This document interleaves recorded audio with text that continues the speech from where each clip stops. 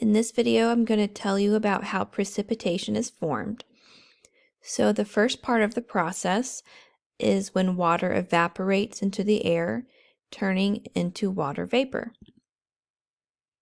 As the vapor rises, it condenses, turns into water droplets that form clouds.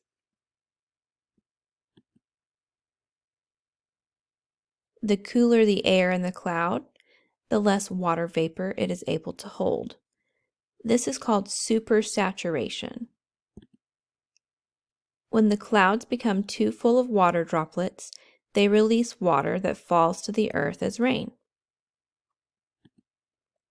And that begins the cycle all over again.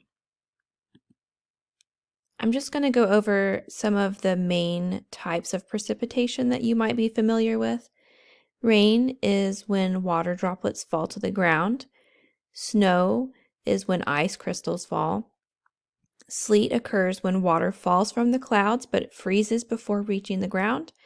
And hail is the product of high updraft from clouds high in the sky, where droplets are taken upward and collide with other droplets.